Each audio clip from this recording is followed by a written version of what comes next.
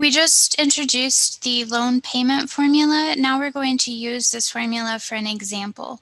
For this example, I want you to consider that you are taking out a loan of $32,000 at a fixed APR of 3.25, 3.25% for 30 years. This may be part of a mortgage that you are taking out for 30 years.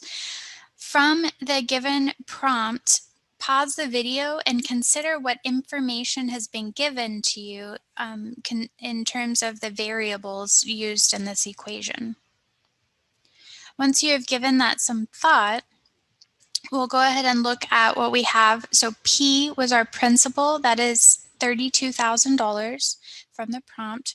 The APR, we went ahead and represented that. We rewrote that using a decimal form, so 0.0325, that is 3.25%. Because the prompt said monthly payment, and most of your problems will be monthly payments, N is 12. Y here is 30 for the length of the loan.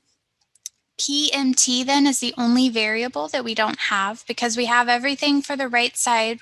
We're going to plug this into a calculator, and I want to ask you to take a moment and pause the video and do that yourself.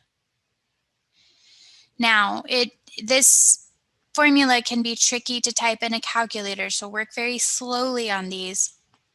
A couple examples of how you can type that in if you're having trouble.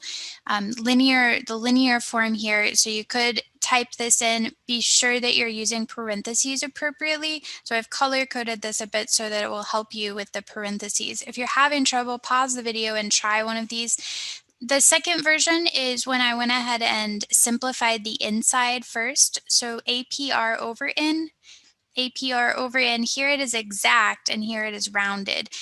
Be very careful using this approach because the more you round, the more incorrect your final answer will be. So because we want exact answers, if you can at all use the answer button instead of doing this, that will ensure that you'll get all of those problems correct the first time.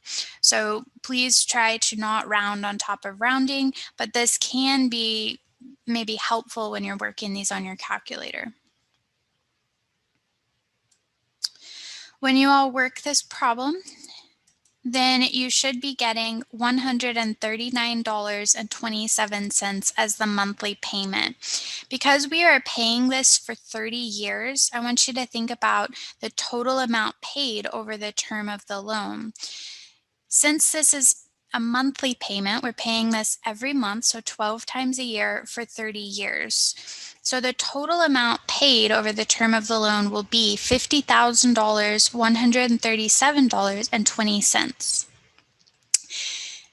I want you to take a moment and realize the loan was $32,000.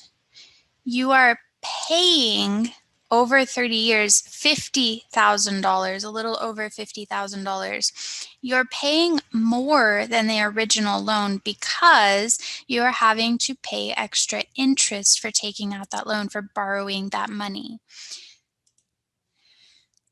Of the total amount paid, so over the $50,000 you're paying, what percentage simply went solely towards the principal? So remember, the principal was the actual loan that you needed.